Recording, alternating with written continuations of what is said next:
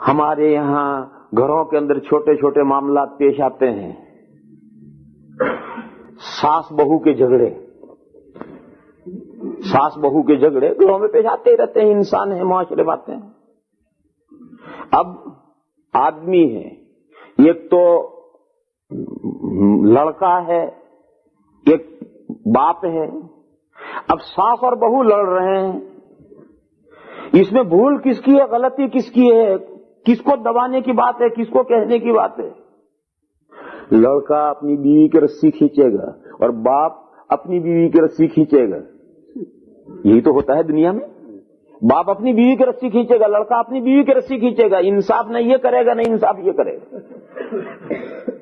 اللہ کا حکم ہے انصاف کرو، اللہ کا حکم ہے انصاف کرو۔ باپ کو بھی یہ حکم ہے کہ تم دیکھ رہے ہو گھر میں ساس بہو کے درمیان میں کوئی اختلاف ہو رہا ہے تو سوچ کر غور کر کے جس کی غلطی ہے اسے دبا کر کو، جھگڑا ختم ہوگا۔ اور غلط رسی کھینچو گے جھگڑا ختم نہیں ہوگا اور بڑھے گا۔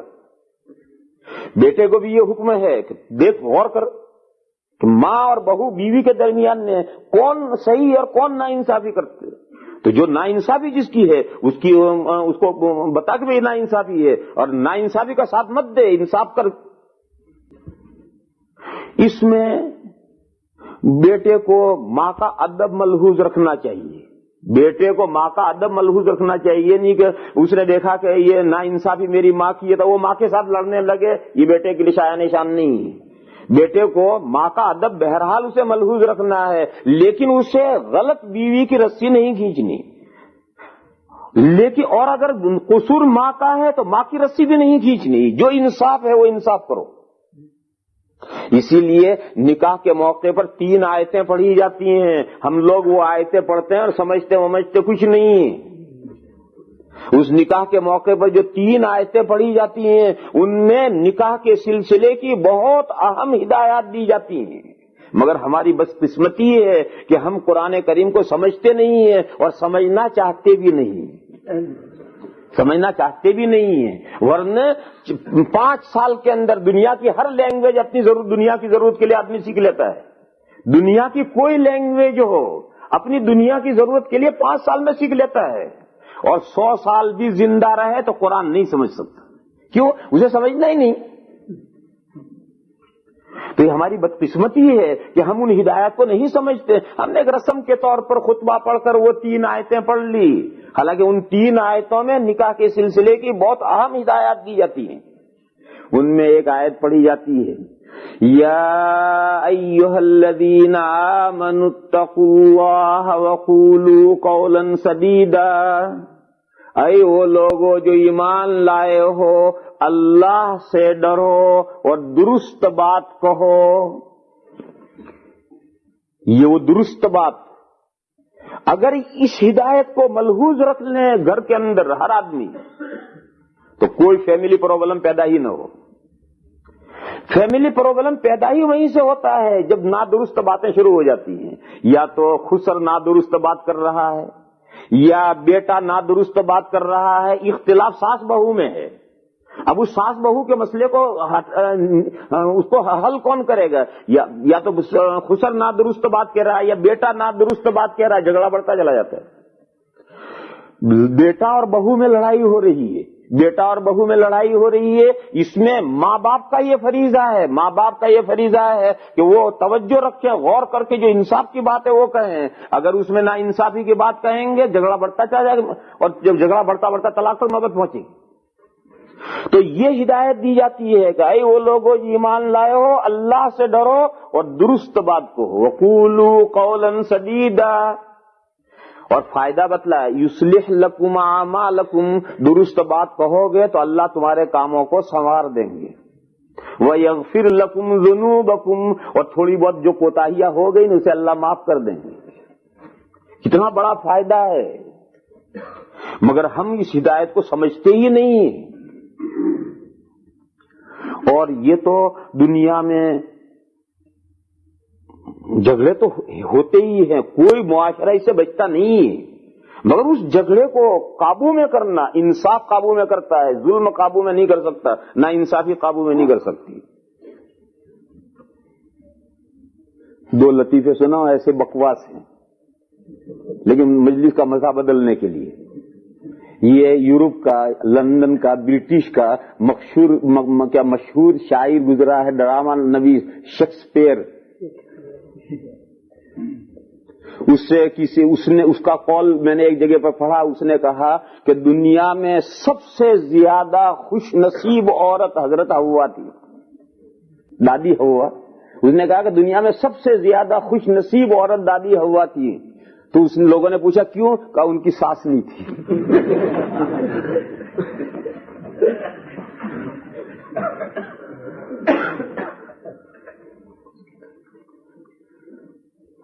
ये तो समझ गए इसको। अब दूसरा सुनो। हमारे यहां उर्दू में मसल है कि मैं बहू बनी तो सास अच्छी नहीं मिली, और मैं सास बनी तो बहू अच्छी नहीं मिली। हमारी उर्दू की मसल है, समझे नहीं इसे। हमारी उर्दू की मसल है कि औरत कि जब मैं जिस दिन मैं बहू थी बनी तो मुझे सास अच्छी नहीं मिली, और जब मैं सास बनी तो बहू अच्छी नहीं मिली।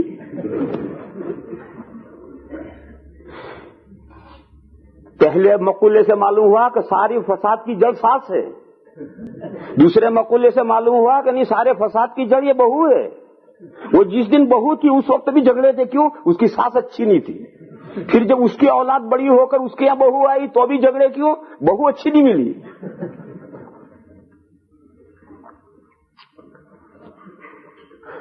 तो ये सब तो ऐसे बकवास है लोगों के, लेकिन दुनिया में सब हो रहा है। कुरान हदीस ने ये बताया कि ये प्रॉब्लम्स हैं, फैमिली प्रॉब्लम्स, इस पर काबू पा सकते हो इंसाफ के जरिए से, ना इंसाफी के जरिए से इस पर काबू नहीं पा सकते हो। इंसाफ करो, अल्लाह का हुक्म है इंसाफ करो। ये मैं छोटी छोटी मिसालें दे रहा हूं। बॉस नौकर की कोई मिसाल ले लो, बॉस नौकर की, सेठ और नौकर की मिसाल ले लो। सेठ और नौकर के दरमियान में शानदार मामले कब रहेंगे? जब इंसाफ हो। और सेठ नौकर का इंसाफ बताऊं कैसे होता है? जब हजरत फारूक आजम रदी अल्लाह ताला अन्हु पहली मर्तबा शाम तशरीफ ले गए हैं तो हजरत के पास सवारी में 1 ऊंट था फकत, और मदीना से शाम तक 1 ऊंट पर सफर किया है। और मुसाफिर 2 थे, एक हजरत थे और एक हजरत का गुलाम था। देखो अब सफर की शान से होता है, ऊंट पर 2 आदमी बैठ सकते हैं। आगे हजरत उमर बैठते, पीछे गुलाम बैठता। हजरत ने फरमाया नहीं, ये ऊंट के साथ ना इंसाफी है। मदीना से शाम तक ऊंट बेचारा 2 आदमियों का बोझ उठाए चला जाए, और हम अच्छे खासे मोटे मस्त टंडे हैं और हम पैदल चल सकते हैं, और हमने चले ऊंट पर दोनों बैठे हुए हैं। ये ऊंट के साथ ना इंसाफी। हजरत ने फरमाया दोनों नहीं बैठेंगे, एक बैठेगा ऊंट पर। देखो ऊंट के साथ इंसाफ देखो कैसे हो रहा है। और तय हुआ कि 5 माइल हजरत उमर बैठेंगे और गुलाम रस्सी पकड़ के चलेगा। फिर जब 5 माइल पूरे होंगे तो अब गुलाम ऊपर बैठेगा और हजरत उमर रस्सी पकड़ के 5 माइल चलेंगे। इसी तरह से मदीना से शाम तक गए हैं 2 बॉस और गुलाम, दोनों साथ नहीं बैठे। हालांकि ऊंट पर 2 आदमी बैठते हैं, लेकिन ऊंट पर ऐसे मील 2 मील 5 मील जाना हो, बस सफर खत्म, तो दोनों आदमी बैठ जाए तो कोई हर्ज नहीं। लेकिन मदीना से शाम तक का इतना लंबा सफर, और इतने लंबे सफर पर ऊंट पर 2 आदमियों का बोझ लाद देना, जबकि दोनों आदमी तवाना ताकतवर हैं, चल सकते हैं, और क्यों न चले, ऊंट पर इतना बोझ क्यों लादें?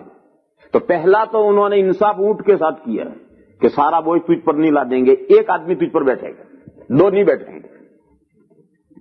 फिर जो एक बैठेगा तो जितनी देर हजरत उमर बैठेंगे और ये चलेगा, उतनी देर ये बैठेगा और ये चलेंगे। चलते गए चलते गए चलते गए। पहले तो गुलाम ने बतेरा इनकार किया, लेकिन हजरत का मिजाज था, इसलिए गुलाम ने खाई न खाई मान लिया। लेकिन अजीबो गरीब ये बात सूरत हाल पेश आई कि जब शाम में बैतुल मकदिस के करीब पहुंचे तो बारी गुलाम के बैठने की थी और हजरत उमर के रस्सी पकड़ के चलने की थी। अजीबो गरीब मंजर पेश आया। अच्छा, जा क्यों रहे हैं ये भी सुनो। جب حضرت ابو عبیدہ بن الجراح رضی اللہ تعالی عنہ نے بیت المقدس کا، فلسطین کا چاروں طرف سے محاصرہ کیا، قلعہ تھا بڑا مضبوط، کئی دن تک جنگ ہوتی رہی مگر قلعہ فتح نہیں ہوا، تو اندر جو مذہبی لوگ تھے، چونکہ تو مذہبی مقام تھا بہت بڑا، تو اندر کے جو مذہبی پادری تھے ان پادریوں نے امیر لشکر جنرل کے پاس میں یہ بات کہلائی کہ ہمارا تمہارا لڑنا بیکار ہے، اس شہر کو جو فتح کرنے والا ہے اسے ہم جانتے ہیں، وہی اس شہر کو فتح کر سکتا ہے، دوسرا کوئی اس شہر کو فتح نہیں کر سکتا، اگر تم 100 سال بھی لڑو گے تو فتح نہیں کر سکتے، وہ جو ہے اسے ہم جانتے ہیں، لہذا تم اپنے امیر کو قلعے کے قریب میں لاؤ، اور ہم اسے اپنی کتابوں کی علامتوں سے اسے دیکھنا چاہتے ہیں کہ وہ جو ہمارے شہر کو فتح کرنے والا وہ تمہارا امیر ہے یا نہیں۔ تو حضرت ابو عبیدہ بن الجراح کمانڈر ان چیف تھے، وہ گھوڑے پر بیٹھ کر کے قلعے کے قریب گئے، اوپر قلعے کے اوپر پادری کتابیں لیے بیٹھے تھے، انہوں نے بہت غور سے مطالعہ کیا اور غور سے مطالعہ کر کے اجازت دی آپ جائیے، اور انہوں نے کہلوایا کہ تم فتح نہیں کر سکتے ہو، ہم جو امیر فتح کرے گا وہ تم نہیں ہو، تم کتنا بھی لڑ لو اس شہر کو نہیں فتح کر سکتے، یہ بتاؤ تمہارا کوئی اور امیر ہے یا نہیں؟ تو انہوں نے کہلوایا کہ نہیں، ہمارا جو اصل امیر ہے وہ تو امیر المومنین مدینہ میں بیٹھے ہیں، حضرت عمر ہیں، یہ تو لشکر کے امیر ہیں۔ تو پھر ان پادریوں نے یہ کہا کہ وہ جو تمہارے امیر ہیں مدینہ میں، جو سب سے بڑے امیر ہیں، انہیں بلاؤ، ہم انہیں دیکھیں گے، اگر ہماری کتابوں کی علامتوں کے مطابق وہی ہیں تو ہم بغیر لڑائی کے دروازے کھول دیں گے، اور اگر وہ نہیں ہیں جو ہماری کتابوں میں نشانیاں ہیں تو پھر تم کتنا بھی لڑ لو اس شہر کو فتح نہیں کر سکتے، لہذا انہیں بلاؤ، ہم اسے دیکھیں گے۔ چنانچہ کمانڈر ان چیف نے آدمی بھیجا وہاں اور حضرت عمر سے درخواست کی کہ حضرت یہ صورتحال پیش آئی، آپ تشریف لائی۔ تو حضرت عمر اس لیے تشریف لا رہے ہیں تاکہ یہ دیکھیں۔ اب اتفاق ایسا کہ جب یہ بیت المقدس کے قریب پہنچنا ہے تو باری ہے حضرت عمر کے چلنے کی اور غلام کے اونٹ پر بیٹھنے کی، عجیب و غریب نازک صورتحال پیش آ گئی۔ غلام نے ہاتھ جوڑے، بتیری منت سماجت کی اور یہ کہا کہ حضرت اب میرا بیٹھنا اور آپ کا چلنا یہ بہت نامناسب بات ہے، اب تھوڑی سی بات آپ تشریف رکھے میں چلوں۔ فرمایا تو مجھ سے زیادہ کوئی طاقتور تھوڑی ہی ہے اور میں تجھ سے زیادہ کمزور تھوڑی ہوں، میں تجھ سے کمزور ہوتا تو اوپر بیٹھتا اور تو مجھ سے طاقتور ہوتا تو چلتا، تیری اور میری طاقت ایک جیسی ہے، لہذا تو اپنی باری پر اوپر بیٹھ، میں اپنا نکل پکڑ کے چلوں گا۔ چنانچہ نکیل پکڑ کر چلتے چلتے چلتے چلتے چلتے جب قلعے کے قریب پہنچے ہیں تو اوپر سے تیار بیٹھے تھے، تو انہوں نے اوپر سے صرف اتنا ہی پوچھا، غور کر کے دیکھا منظر اور یہ کہا کہ تم دو میں سے امیر کون ہے، اونٹ پر بیٹھا ہوا یا نیچے نکیل پکڑا ہوا؟ تو بتایا گیا کہ یہ نکیل پکڑ کے جو چل رہے ہیں یہ امیر المومنین ہیں۔ انہوں نے اسی وقت قلعے کے سب دروازے کھلوائے، بیت المقدس کے تمام دروازے انہوں نے اسی وقت کھلوا دیے ہیں اور کوئی جنگ وہاں نہیں ہوئی، اور انہوں نے کہا کہ یہی امیر ہے جو ہمارے بیت اس شہر کو فتح کرے گا، اور حضرت عمر اسی حال میں اندر تشریف لے گئے ہیں، اور اندر جو ان کا سب سے بڑا چرچ تھا اس چرچ پر پہنچے چلتے چلتے تو نماز کا وقت ہوا، تو اب نماز پڑھنی ہے، نماز کا ٹائم ہو گیا۔ تو ان پادریوں نے درخواست کی کہ امیر المومنین سے کہ آپ یہاں نماز پڑھ لیں۔ حضرت عمر نے فرمایا نہیں، میں یہاں نماز پڑھوں گا، مسلمان یہاں اپنے حق کا دعویٰ کر لیں گے، لہذا اس چرچ سے ہٹ کر جہاں کوڑی ڈالی جاتی تھی اور سب وہاں ایسی جگہ تھی، وہ جگہ صاف کروائی اور جگہ صاف کروا کر حضرت عمر نے وہاں نماز پڑھی۔ وہ جہاں حضرت عمر نے نماز پڑھی تھی وہاں اس وقت مسجد عمر بنی ہوئی ہے، وہ چرچ الگ ہے اور وہ مسجد عمر وہاں بنی ہوئی ہے۔ اس چرچ میں ان کی درخواست اور ریکویسٹ کے باوجود حضرت عمر نے نماز نہیں پڑھی کہ میں یہاں نماز پڑھوں گا، مسلمان دعویٰ کر لیں گے ہمارے امیر نے نماز پڑھی، تو کوڑی کی جگہ پر جا کر نماز پڑھی اور وہیں مسجد بعد میں بنی۔ تو مجھے تو اس واقعے میں یہ بتانا تھا کہ اگر انصاف نہ ہوتا تو ساری جو ان کی علامتیں تھی وہ علامتیں ساری بگڑ جاتی۔ ان کی علامت یہ تھی کہ جو اس شہر کا فتح کرنے والا امیر ہے وہ اس حال میں آئے گا کہ اس کا غلام اونٹ پر بیٹھا ہوگا اور وہ نکیل پکڑ چل رہا ہوگا۔ دیکھو اس ایک انصاف نے سارا مسئلہ آگے حل کر دیا، اور اگر وہاں نا انصافی ہو جاتی کہ چلو بھائی ٹھیک ہے اب قریب آ گیا شہر، چل غلام تو چل لے، میں اوپر بیٹھتا ہوں، تو سارا مسئلہ ہی بگڑ جاتا ہے.